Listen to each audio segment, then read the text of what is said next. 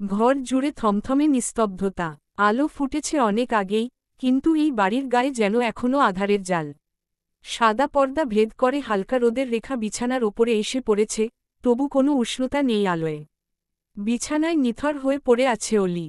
তার চোখের পাতাগুলো শান্ত, নিঃশ্বাসটাও কেমন যেন হালকা, দেখে মনে হচ্ছে ঘুমিয়ে আছে। অথচ এই ঘুম ঘুম নয়। গতরাতে কাঁদতে কাঁদতে চেতনা হারিয়ে ফেলেছিল সে। আলভি বিছানার এক কোণায় বসে আছে, চোখে মুখে চিন্তার ছাপ স্পষ্ট। সারা রাত এক ফোঁটা ঘুমায়নি সে। চোখের নিচে কালো দাগ, চুলগুলো এলোমেলো, আর মুখে দুশ্চিন্তার রেখা। মাঝে মাঝে সে অলির দিকে তাকিয়ে নিঃশব্দে কিছু বলতে চেয়েও চুপ হয়ে যাচ্ছে। বাইরে থেকে কোলাহলের শব্দ ভেসে আসছে, সম্ভবত আত্মীয়স্বজনরা আসতে শুরু করেছে। সেই সাথে আলভি দিহানকে দিয়ে লোকজন ভাড়া করে এনেছে অন্তিম কাজের প্রস্তুতির জন্য। এরই মাঝে অলি একটু নড়ে ওঠে। চোখ দুটো একটুখানি খুলে আবার বন্ধ করে নেয়। কিন্তু মুহূর্তখানেক পরেই সে উঠে বসে, যেন ভয়ঙ্কর কোনো দুঃস্বপ্ন তাকে টেনে তুলেছে। মা হহ, বাবা হহ, অলির কণ্ঠস্বর কাঁপছে। মুহূর্তেই চোখ দুটো ছলছল করে উঠল। আলভি তড়িৎ গতিতে অলির সামনে গিয়ে দাঁড়ায়। ধীরে ধীরে অলির কাঁধে হাত রাখে। অলি, একটু পানি খাবে? অলি থরথর করে কাঁপতে কাঁপতে বলে ওঠে, না, সবকিছু দুঃস্বপ্ন ছিল তাই না? আমার মা, বাবার কিচ্ছু হয়নি। বলুন না। অলি বসা থেকে খাটের বাইরে পা রাখতেই তার মাথা ঘুরে যায়। আলভি অলিকে সামলে নিয়ে বুকের সাথে চেপে ধরে। আলভির চোখ ভিজে ওঠে, গলায় কষ্ট আটকে আছে। তবুও অলির মাথায় হাত রেখে বলে, আব্বু আম্মু চিরদিনের মতো আমাদের ছেড়ে চলে গেছেন অলি। একদিন আমাদের সবাইকেই যেতে হবে। তারা একটু আগে গেছেন, আর আমরা একটু পরে যাব। এটাই ব্যবধান।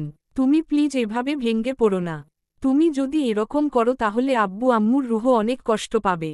আলভির বাকি কোনো কথাই অলি শুনতে পেল না। শুধু বাবা মা চলে গেছেন সেটুকু শুনেই অলি ডুকরে কেঁদে উঠল। আলভিকে সরিয়ে দিয়ে এক হাতে নিজের বুক চাপড়াতে লাগল। আমি মানি না, আমি মানি না। আমার মা বাবাকে এনে দিন।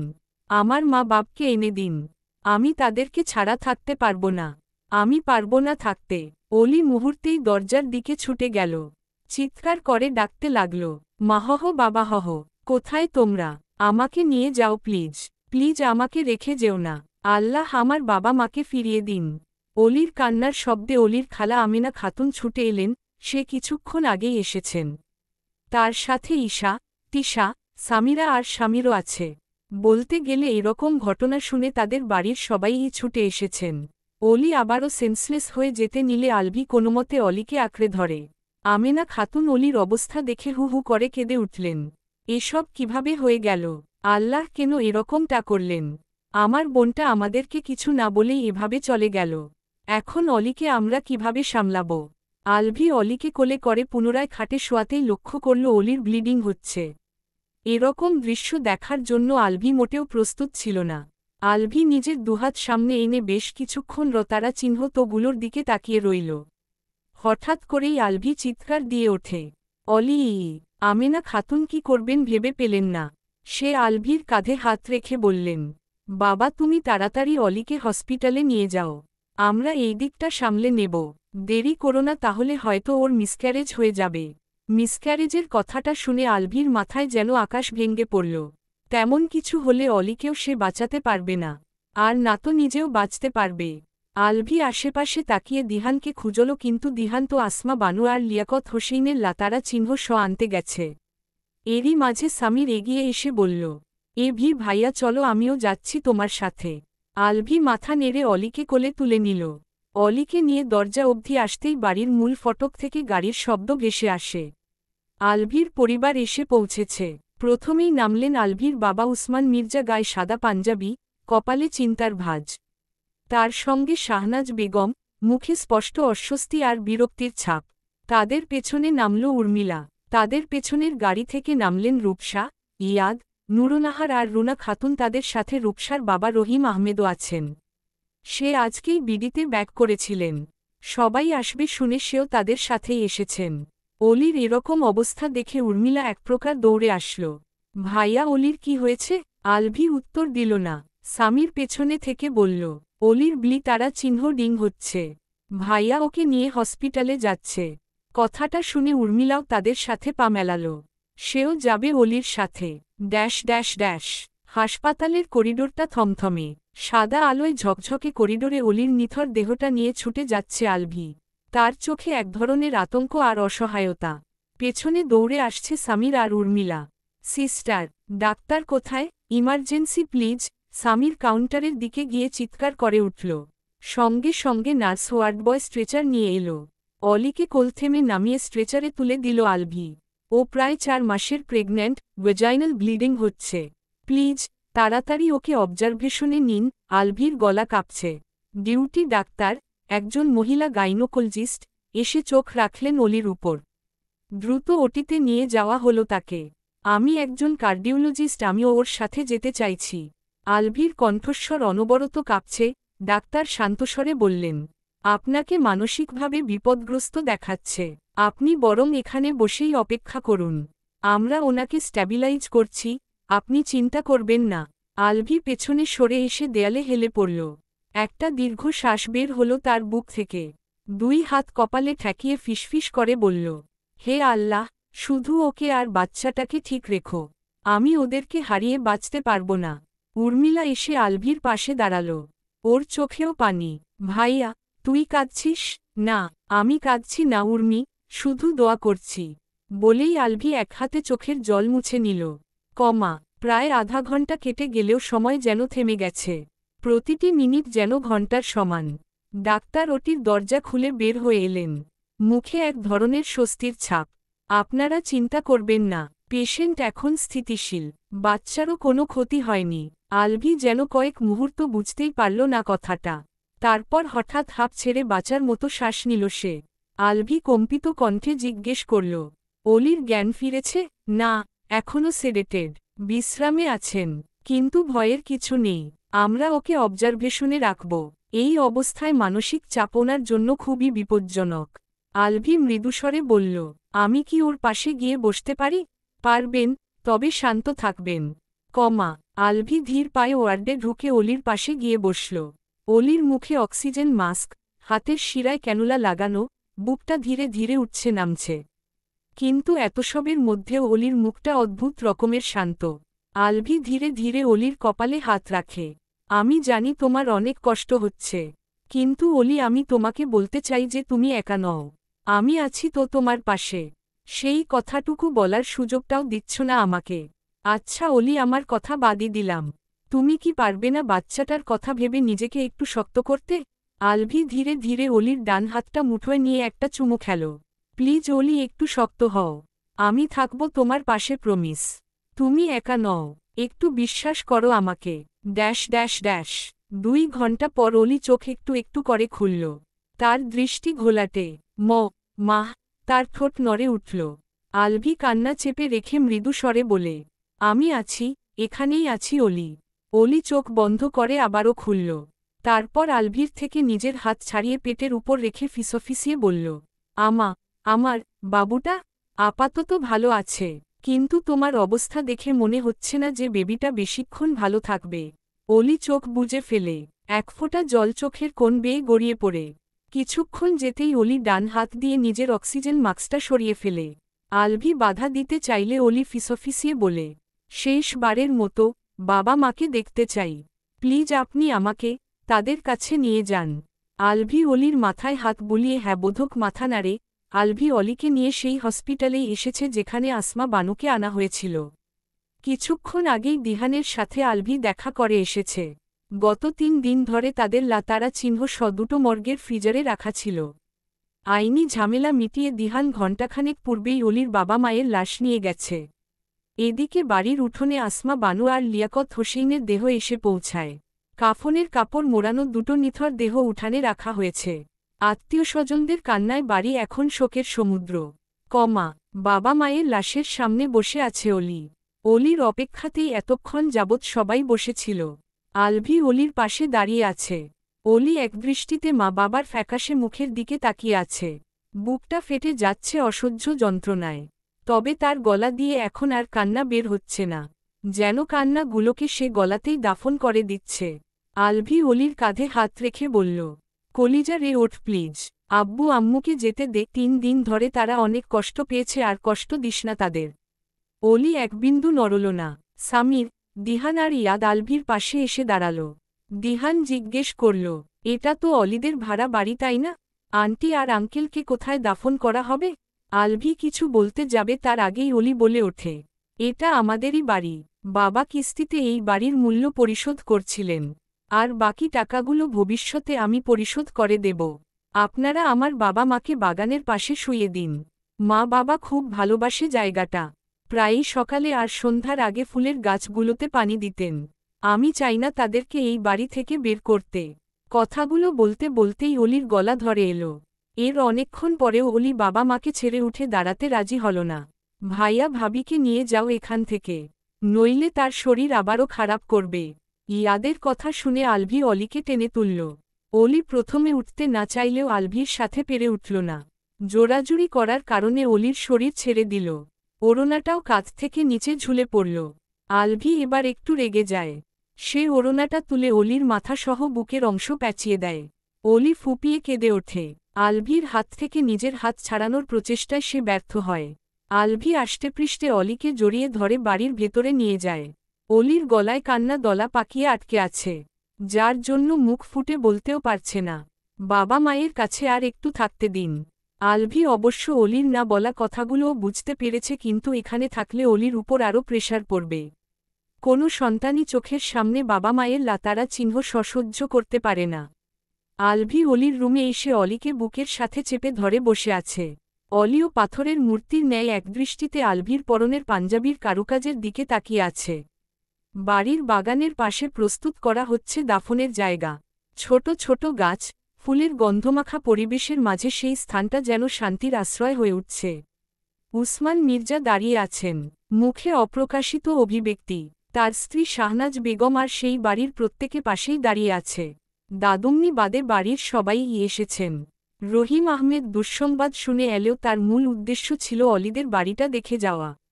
সেও দেখতে চেয়েছে যে কোন ফ্যামিলির মেয়ের জন্য আলভি তাসনিম মির্জা তার মেয়ে রূপসাকে রিজেক্ট করেছিল। তবে চারপাশের এই মধ্যবিত্ত আবহ, কান্না আর কষ্ট সবই যেন মূল্যহীন লাগছে তার কাছে। শাহনাজ বেগম নিজেও বাড়িতে চলে যেতে চাইছেন। সে অবশ্য এই দুঃসময়ে এসেছেন সামাজিক দায়িত্ববোধ থেকে। আর আলভির ভয়ে, সেই নিজের ছেলেকে চেনেন, তারা এখানে না এলে আলভি তুলকালাম করে ফেলত। নুরুন্নাহার শাহনাজ বেগমের পাশে এসে দাঁড়ালেন। ভাবি, সেদিন তুমি তাদের সাথে অনেক খারাপ ব্যবহার করেছিলে। তোমার নিশ্চয়ই সেই জন্য আফসোস হচ্ছে তাই না? আমার না অনেক আফসোস হচ্ছে। তুমিই বলো এরকমটা হবে কেউ কখনো ভেবেছি? বৌমার অবস্থা দেখে আমার ভীষণ কষ্ট হচ্ছে। আমি গিয়েছিলাম ওর কাছে, কিন্তু দেখলাম এভি বাবা আছে ওর কাছে, সেই জন্যই আর যাইনি। তোমার একবার বৌমার কাছে যাওয়া উচিত ভাবি। শাহনাজ বেগম একটু বিরক্ত বোধ করলেও মুখে বললেন, তুমিই বরং যাও নুরুন্নাহার, আমি এখানে এসেছি সেটাই তো অনেক। আর সেদিন আমি ভুল কিছু বলেছিলাম বলে মনে হয় না। তাদের মেয়েকে তারা সঠিক শিক্ষা দিতে পারেননি, এটা তাদের ব্যর্থতা। আমাদের সাথে তাদের কোনো শত্রুতা ছিল না কোনো কালেই। যদিও তাদের দুজনের মৃত্যুটা কারোরই কাম্য ছিল না। সত্যিই ঘটনাটা অত্যন্ত মর্মান্তিক। আমিও অনেক মর্মাহত, কিন্তু তাদের মেয়ে যেভাবে আমার ছেলেকে ফাঁসিয়েছে, যেভাবে আমার ছেলেকে অন্ধ বানিয়ে রেখেছে, আমি সত্যিই আর মেনে নিতে পারছি না। শাহনাজ বেগমের বিষাক্ত কথাগুলো শুনে নুরুন্নাহার ভীষণ ব্যথিত হলেন। এই পর্যায়েও তার এরূপ ব্যবহার সে মেনে নিতে পারলেন না। বিকেলের আলো গোধূলির সোনালি ছায়ায় রূপ নিল। বাড়ির উঠোনে তখনও কয়েকজন আত্মীয় স্বজন বসে আছে, কেউ কেউ বিদায় নিচ্ছেন। কবরের পাশে দুটো সাদা টিলা পড়ে আছে, সদ্য মাটি চাপা দেওয়া হয়েছে। গন্ধ ছড়াচ্ছে ফুল, পানিতে ভিজে থাকা মাটি। এই সময়ই শাহনাজ বেগম, উর্মিলা, রূপসা, ইয়াদ, নুরুন্নাহার, রহিম আহমেদ সহ অন্য আত্মীয়রা একে একে বিদায় নিচ্ছে। এই বাড়ির বিষাদময়তা যেন সবারই শ্বাসরুদ্ধ করে দিচ্ছে। ভাইয়া, অলির খেয়াল রাখিস, আর যত তাড়াতাড়ি সম্ভব অলিকে নিয়ে বাড়িতে ফিরে আসিস। এখানে থাকলে ভাবি স্বাভাবিক হতে পারবে না। আলভির উদ্দেশ্যে কথাগুলো বলে উর্মিলা একটা দীর্ঘশ্বাস ফেলে গাড়িতে উঠে যায়। আলভি মাথা নেড়ে তাদের বিদায় জানিয়ে বাড়ির ভেতরে ফিরে আসে। সন্ধ্যা ঘনিয়ে রাত নামল। বাড়িতে এখন শুধু অলি, আলভি এবং অলির খালা আমেনা খাতুন, তার দুই মেয়ে ঈশা ও তিশা আছে। আলভির পরিবার চলে যাওয়ায় বাড়ির ভেতরের পরিবেশ আরও নিঃসঙ্গ, আরও নীরব হয়ে উঠল। অলিদের বাড়িতে দুটি রুম, একটায় অলি ও আলভি, আরেকটায় আমেনা খাতুন ও তার মেয়েরা থাকবেন। রাতের খাওয়া দাওয়ার পর আলভি বলল, মামি, আপনি ঘুমিয়ে পড়ুন, আমি অলির পাশে আছি। আচ্ছা বাবা, আমরাও নামাজ পড়ে বিশ্রাম নিচ্ছি, ওকে নজরে রেখো। অলির দেহ নিথর, একটা বালিশে হেলান দিয়ে মূর্তির ন্যায় বসে আছে। আলভি শত চেষ্টা করেও অলিকে খাওয়াতে পারেনি। সে একটা শ্বাস ফেলে লাইট নিভিয়ে দিয়ে নিঃশব্দে অলির পাশে এসে শুয়ে পড়ল। অলি তবুও নিস্তব্ধ। আলভি আলতো হাতে অলিকে টেনে নিজের সাথে মিশিয়ে নেয়। ফিসফিসিয়ে বলে, কলিজা রে, একটু বোঝার চেষ্টা কর। আমি জানি তোর অনেক কষ্ট হচ্ছে, কিন্তু এমন করলে তো তুই নিজেও মতারা চিহ্ন রে যাবি। কেন বুঝতে পারছিস না? অলি হঠাৎ করেই বলে ওঠে, মা অ্যাক্সিডেন্টে মাতারা চিহ্ন রাগেলেও বাবার মৃতারা চিহ্ন তত্ত্বর জন্য আমিই দায়ী। আমি যদি তখন তার পাশে থাকতাম তাহলে হয়তো বাবা ধাক্কাটা সামলিয়ে উঠতে পারতেন। এভাবে নিজেকে দোষ দিও না, তোমার কোনো দোষ নেই। অলি আর কোনো কথা বলল না। আলভির বুকেই ঘাপটি মেয়ে তারা চিহ্ন রে রইল। রাত প্রায় ৩টা বাজে। চারদিকে নিশ্চিম নীরবতা। হঠাৎ আলভির ঘুম ভেঙে যায়, অন্ধকারের মাঝেই হাতরে দেখে বিছানার আরেক পাশ খালি। অলি নেই। গতরাতে না ঘুমানোর কারণে আলভির চোখ লেগে গিয়েছিল। আলভি তড়িঘড়ি করে উঠে দাঁড়াল। অলি, অলি কোথায়? আলভি অলিকে খুঁজতে খুঁজতে বাগানের সাইডে আসে। সে হসপিটাল থেকে ফেরার সময় অ্যালার্জির ওষুধ এনেছিল, যার জন্য সে একটু বেটার ফিল করছে। নইলে এতক্ষণে তাকে নিয়েও হসপিটালে ছুটতে হতো। কঠিন আধারের মাঝে বাগানের পাশে বসে থাকা অলিকে নজরে এলো, সেদিকে থেকে ফুপিয়ে ফুপিয়ে কান্নার শব্দ ভেসে আসছে। আলভি এগিয়ে গিয়ে দেখে অলি মাটিতে বসে আছে। বাবার কবরের পাশে মাথা গুজে কান্নায় ভেঙে পড়েছে। মা, বাবা, আমাকেও নিয়ে যাও, আমি আর পারছি না। আলভির পাজরা থেমে গেল। তোমরা কিভাবে আমাকে ফেলে গেলে? একটিবারও ভাবলে না আমার কথা? আমিও যেতে চাই, আমাকেও সঙ্গে নাও, আমি পারছি না, খুব কষ্ট হচ্ছে। অলি কবরের মাটি জড়িয়ে ধরে, যেন ঠান্ডা সেই মাটির মধ্যেই খুঁজে পাচ্ছে একটু উষ্ণতা। তার ওড়না পড়ে গেছে একপাশে, চুলগুলো এলোমেলো, মুখ ভর্তি কাদামাটি আর অশ্রু। আলভি একটু দূরে দাঁড়িয়ে সব দেখছে, কিন্তু এই অবস্থায় কিছু বলার শক্তি নেই তার। সে জানে, এই শোক, এই কান্নার ভাগ সে চাইলেও নিতে পারবে না। আলভি ধীরে ধীরে এগিয়ে এসে অলির পাশে বসল। অলির উদ্দেশ্যে বলল, কলিজা রে, এই অবস্থায় তোকে সান্ত্বনা দেওয়ার ভাষা আমার জানা নেই।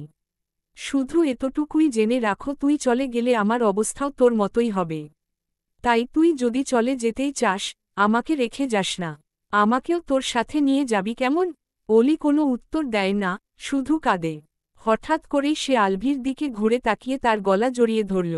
আলভিও আর অপেক্ষা না করে অলিকে কোলে তুলে ঘরের দিকে পা বাড়ায়। ভোরের আলো ফুটেছে কিছুক্ষণ আগেই। হুট করেই অলির ঘুম ভেঙে যায়।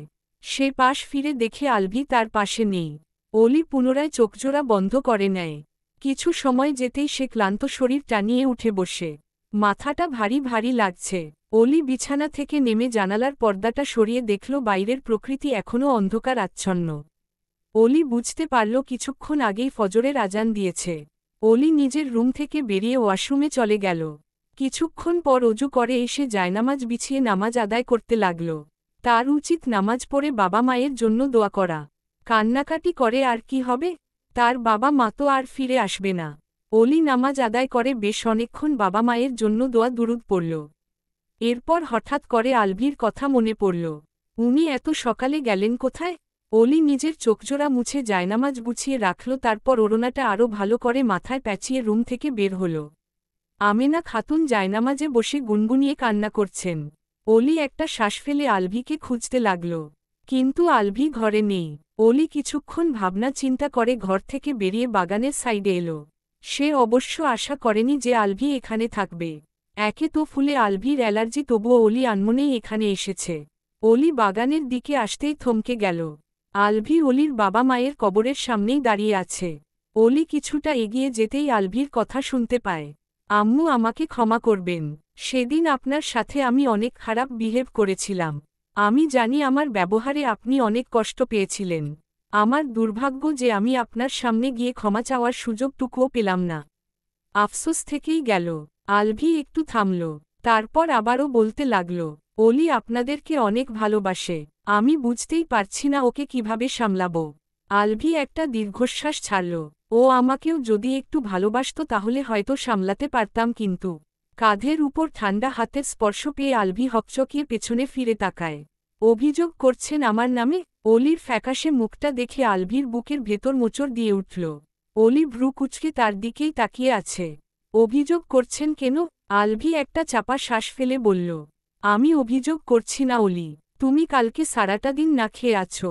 তুমি এটাও ভুলে গেছো যে তুমি প্রেগন্যান্ট। অলি বুকের উপর হাত বেঁধে বলল, আমি না হয় ভুলে গেছি, কিন্তু আপনার যে ফুলে অ্যালার্জি আছে সেটাও কি আপনি ভুলে গেছেন? কেন এখানে এসে দাঁড়িয়ে আছেন? আলভি আর চোখে অলির দিকে তাকায়। আমি মেডিসিন খেয়েছি, আমার সমস্যা হচ্ছে না। অলি আলভির হাত ধরে বলল, ভেতরে চলুন। আলভি মাথা নেড়ে অলির সাথে ঘরে ফিরে এলো। 7টা নাগাদ আলভি বাইরে বেরিয়ে যায়, তারপর হোটেল থেকে খাবার নিয়ে আসে। এই অবস্থায় রান্না বান্না করার মতো কারোরই মন মানসিকতা নেই। 8টার দিকে সবাই খেতে বসল। আমেনা খাতুন নিজ হাতে অলিকে খাইয়ে দিচ্ছে। খাওয়ার মাঝেই আলভি বলল, মামি আপনি কি আগামী 1 সপ্তাহ আমাদের সাথে থাকতে পারবেন?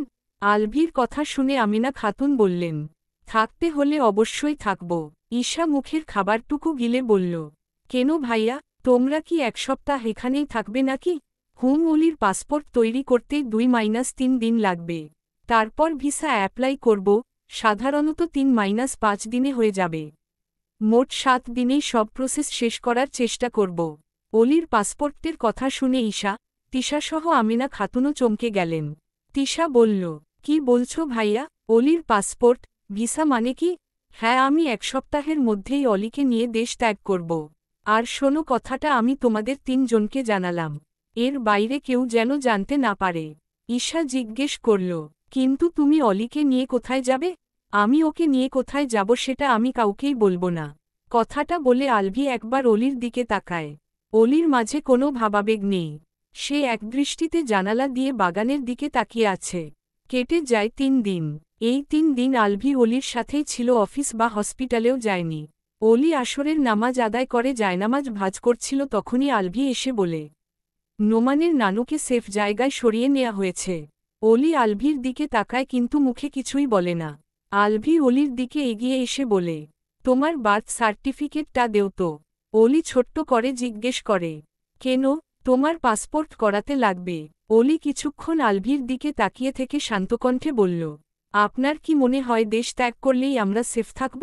আলভি ভ্রু কুঁচকে বলল, দেখো অলি, আমাদের যত দ্রুত সম্ভব এখান থেকে চলে যাওয়া উচিত। আমি সত্যিই আর রিস্ক নিতে চাই না। জার্মানিতে আমাদের কোম্পানির ব্রাঞ্চ আছে, আমরা সেখানেই যাব। অলি কোনো প্রকার ভনিতা ছাড়াই বলল, আমি এখান থেকে যাব না। যতক্ষণ না পর্যন্ত দোষীদের শাস্তি দিতে পারছি, আমি কোথাও যাব না। কথাগুলো বলেই অলি রুম থেকে বেরিয়ে যেতে নিলে আলভি অলির হাত ধরে ফেলে। অলি, তুমি কেন বুঝতে পারছো না? আমি কোনটা বুঝতে পারছি না? আমি তো বুঝতেই পারছি আপনার মাঝে রিফাতকে খুঁজে বের করার কোনো ইচ্ছাই নেই। আপনি চান না তাদেরকে শাস্তি দিতে, যাদের জন্য আমি শেষ সময়টাতেও আমার মায়ের পাশে থাকতে পারিনি, যাদের জন্য আমি আমার বাবাকে হারিয়েছি। আপনি আমাকে বলছেন তাদেরকে শাস্তি না দিয়েই পালিয়ে যেতে? আপনি পালিয়ে যাওয়ার সিদ্ধান্ত কিভাবে নিতে পারেন? অলির কথাগুলো শুনে আলভি বিস্ফোরিত নয়নে অলির দিকেই তাকিয়ে রইল। অলি নিজের হাত ছাড়িয়ে বলল, আপনি তাদেরকে এতই ভয় পেলে একাই চলে যান। আমি যাচ্ছি না আপনার সাথে।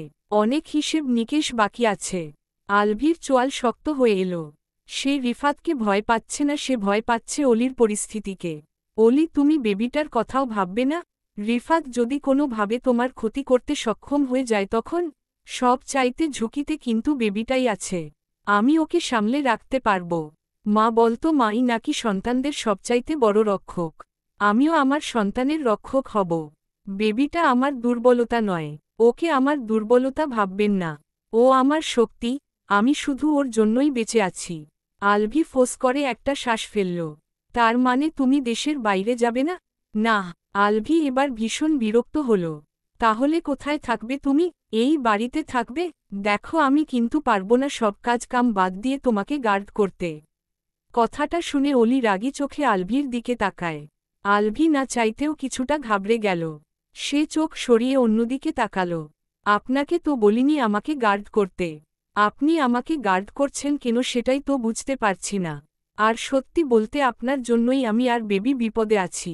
ওই রিফাত তো আপনাকে কিছুই করবে না, কারণ আপনাকে সে দ্বিতীয় বিয়ে করাবে। আমাকে বিয়ে করার সময় তাকে দাওয়াত দেননি, হয়তো সেটা নিয়েই তার মনক্ষুণ্ণ হয়েছে। সেই জন্যই হয়তো আপনাকে আবারও বিয়ে করাতে চাইছে। অলির কথা শুনে আলভি অবাক চোখে অলির দিকে তাকায়। রাগে অলির শরীর রীতিমতো কাঁপছে। তুমি ঠিক কি বলতে চাইছ? তোমার কথা শুনে মনে হচ্ছে আমি দ্বিতীয় বিয়ে না করে ভুল করে ফেলছি। আমার কি দ্বিতীয় বিয়ে করে নেওয়া উচিত? তাহলে কি তুমি আর বেবি বিপদমুক্ত হয়ে যাবে? কথাটা শুনে অলি রাগে লাল হয়ে যায়। দাঁতে দাঁত চেপে বলে, যান, বিয়ে করুন গিয়ে, এক্ষুনি বের হন আমাদের বাড়ি থেকে। আর এবার বিয়ে করলে ওই রিফাতের বাচ্চাকেই আগে দাওয়াত দেবেন। কথাটা বলেই অলি আলভিকে ধাক্কাতে লাগল। কিন্তু আলভিকে একটুও নাড়াতে পারল না। কিছুক্ষণ যেতেই অলি বুঝতে পারল এই খাম্বাকে সে সরাতে পারবে না। এতে করে অলির রাগ আরও বেশিই বেড়ে যায়। সে ফ্লোরে বসে পড়ল। মাহহ বাবাহহ কোথায় তোমরা? কথাটা বলেই অলি কান্না করতে লাগল। এতক্ষণ রেগেমেগে স্ট্যাচু হয়ে দাঁড়িয়ে থাকলেও এবার অলির কান্নায় আলভি মাথা নিচু করে অলির দিকে তাকায়। অলি খাটের সাথে মুখ ঠেকিয়ে কান্না করছে। কান্নার তোরে ছোট্ট শরীরটাও ক্ষণে ক্ষণে কেঁপে উঠছে। আলভি চোখ সরিয়ে অন্যদিকে তাকায়। সে বুঝে উঠতেই পারছে না যে এই মেয়েকে সে কিভাবে সামলাবে। 4 মাসের প্রেগন্যান্সিতেই এত মুড সুইং। এরপরে যে কি হবে আল্লাহ জানেন। আলভি এক হাতে অলিকে টেনে কোলে তুলে নিল। অলি নামার চেষ্টায় ছটফট করছে কিন্তু নামতে পারছে না। কাঁদছ কেন বলবে? আপনি খুব খারাপ। আলভি একটা শ্বাস ফেলে অলিকে খাটে বসিয়ে দিয়ে বলল, তুমি কি এখানেই থাকতে চাইছ? অলি না বোধক মাথা নাড়ায়। আমি আপনাদের বাড়িতে যেতে চাই। আমি সেখানেই থাকব। অলির কথা যেন আলভি কিছুতেই মেনে নিতে পারল না। তুমি পাগল হয়ে গেছ? অলি নিজের চোখজোড়া মুছে বলল, আমি বলেছিলাম না যে রিফাতের সাথে আরও একজন আছে? আলভি হ্যাঁ বোধক মাথা নাড়ে। আমি শিওর যে সেই লোকটা আপনার ফ্যামিলির কেউই ছিল, বা আপনার ফ্যামিলির কেউই সেই লোকটাকে দিয়ে কাজ করাচ্ছে। কথাটা শুনে আলভি হতবাক হয়ে যায়। এসব তুমি কি বলছো? মানলাম আমার ফ্যামিলির অনেকেই তোমাকে দেখতে পারে না, তাই বলে আমাকে দ্বিতীয় বিয়ে করানোর জন্য তোমাকে বা বেবিকে মেতারা চিহ্ন রে ফেলতে চাইবে, এই ভাবনাটা একটু বেশি হয়ে গেল না? অলি কিছুক্ষণ চুপ থেকে বলল, রিফাত আমাকে যেই ডিভোর্স কাগজে সাইন করতে বলেছিল সেই ডিভোর্স কাগজটা আপনাদের বাড়ি থেকেই পাঠানো হয়েছিল। ওয়াট? অলি উপরনিচ মাথা নেড়ে বলল, নোমান ভাইয়া কাগজটা আপনাদের বাড়ির দারোয়ানের থেকেই নিয়েছিল। আমি নিশ্চিত ওই বাড়িতেই আসল রহস্য লুকিয়ে আছে। আমি যদি এভাবে তাদের ভয় পালিয়ে যাই তাহলে তো তারা জিতাই যাবে। তাছাড়া শত্রু যেহেতু আপনজনের মধ্যেই আছে সেহেতু আমি চাঁদে চলে গেলেও সেফ থাকতে পারব না। তারা আমাকে মাতারা চিহ্ন রার চেষ্টা করেই যাবে। তার চেয়ে আমাদের উচিত যত তাড়াতাড়ি সম্ভব শত্রুকে খুঁজে বের করা। আলভি কি বলবে ভেবে পেল না। অলি আবারও বলে উঠল, আচ্ছা আপনি এটা একবারও ভেবেছেন? বাবা মা তারা চিহ্ন রা যাওয়ার পরেও হসপিটালের কেউ তাদের আত্মীয়দের খুঁজে বের করার চেষ্টা করেনি কেন? বাবার সাথে তো ফোন ছিল, সেই ফোনটাই বা গেল কোথায়? রাবেয়া আন্টি বা এভাবে হাওয়া হয়ে গেল কেন? একবারও ভেবে দেখেছেন? অলির কথাগুলো আলভি আরও আগেই ভেবেছে। তার মনেও এসব নিয়ে অনেক প্রশ্ন আছে, কিন্তু সে শুধু অলি আর বেবিকে সুরক্ষিত রাখার ব্যাপারেই বেশি ফোকাস করতে চেয়েছে। আমি এখনও মানতে পারছি না যে এসবের পেছনে আমার বাড়ির কেউ থাকতে পারে, কিন্তু আমি নিশ্চিত এই ব্যাপারে। তাহলে কি তুমি ওই বাড়িতেই ফিরে যেতে চাইছ? অলি মাথা নাড়িয়ে হ্যাঁ বলে, আমিও দেখতে চাই যে এসবের পেছনে কে আছে। অলিকে এভাবে শক্ত হতে দেখে আলভির ভালো লাগল। সে অবশ্য অলিকে নিয়ে অনেক চিন্তায় ছিল, সেই জন্যই দেশ ছেড়ে চলে যেতে চেয়েছিল। কিন্তু এখন সেও যত তাড়াতাড়ি সম্ভব খুঁজে বের করবে যে এসবের পেছনে রিফাতের সাথে আর কে আছে।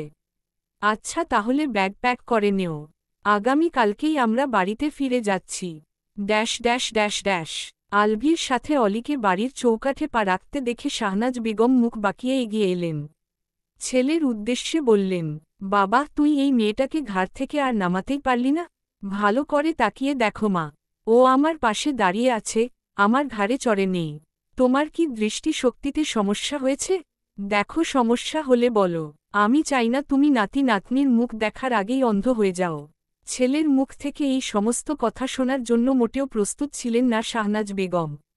আলভির কথাগুলো শুনে রুনা খাতুন বললেন, বাবা তুমি মায়ের সাথে এভাবে কথা বলছো কেন?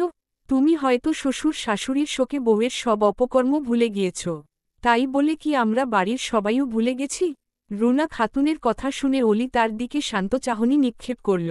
সে ফিরেই এসেছে এদের ইটের জবাব পাথর দিয়ে দিতে। ফুপিমণি, আপনি আমার কোন অপকর্মের কথা বলতে চাইছেন? আমি বুঝতে পারলাম না। অলির মুখ থেকে প্রথমবারের মতো কথাটা শুনে রুনা খাতুন ভীষণ চটে গেলেন।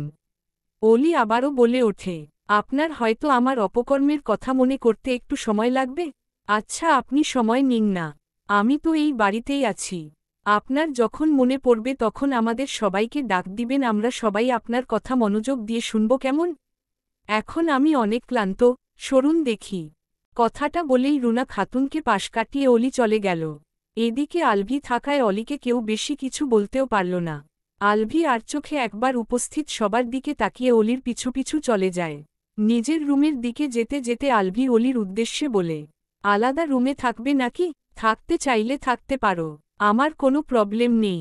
আলভির কথা শুনে অলি চোখ কটমট করে তাকায়। আলভি এভাবে তাকানোর কারণটা খুঁজে না পেয়ে বলে, এভাবে তাকাচ্ছ কেন? আমি তো, আপনি তো কি হুম? ওহ, বুঝেছি, আমি থাকলে ওসব আজেবাজে জিনিস গিলতে পারবেন না, তাই আমাকে অন্য রুমে থাকতে বলছেন, তাই না? মানে, কিসব আজেবাজে জিনিসের কথা বলছো? ওই হারাম জিনিসগুলো, যেগুলো খেলে নেতারা চিহ্নসা হয়। অলির কথা বলার ধরন দেখে আলভি সরু চোখে অলির দিকে তাকায়। মেয়েটার মেজাজ ইদানিং একদম নাকের ডগায় থাকে। এভাবে না বললেও পারতে। হারাম জিনিসকে হারাম বলেছি, এর থেকে ভালো করে আবার কিভাবে বলবো? আলভির মুখটা চুপসে গেল। আমি ওসব খাই না, মিথ্যাবাদী। আলভি অলির দিকে তাকিয়ে বলল, এভাবে কথা বলবে না, 100 বার বলবো। কি করবেন? আলভি একটা চাপা শ্বাস ফেলল। কিছুই করব না। আলভি নিজের রুমের দরজা খুলে ভেতরে ঢুকল। তার পিছু পিছু অলিও ঢুকল। আলভি ব্যাগপত্র খাটের উপরে রেখে কাভার্ডের দিকে যেতে যেতেই বলল, ফ্রেশ হয়ে রেস্ট নিও, আমাকে একটু অফিসেও যেতে হবে। অলি ড্রেসিং টেবিলের সামনে দাঁড়িয়ে হিজাবের পিন খুলতে খুলতে বলল, আসবেন কখন? আলভি কাভার্ড থেকে টাওয়াল বের করে ওয়াশরুমের দিকে এগিয়ে গিয়ে বলে, আজকে আসতে দেরি হবে, অনেক কাজ জমে আছে। আলভি ওয়াশরুমে যাওয়ার বেশ কিছুক্ষণ পর দরজায় কেউ কড়া নাড়ল। অলি বোরকাটা ঝুড়ির মধ্যে রেখে মাথায় ওড়না টেনে ধীরপায় দরজার দিকে এগিয়ে যায়। দরজা খুলে রূপসাকে কফির মগ নিয়ে দাঁড়িয়ে থাকতে দেখে অলি খানিকটা থমকে যায়। এদিকে অলিকে আলভির রুমে দেখে রূপসা বর্ষর একটা ধাক্কা খেল।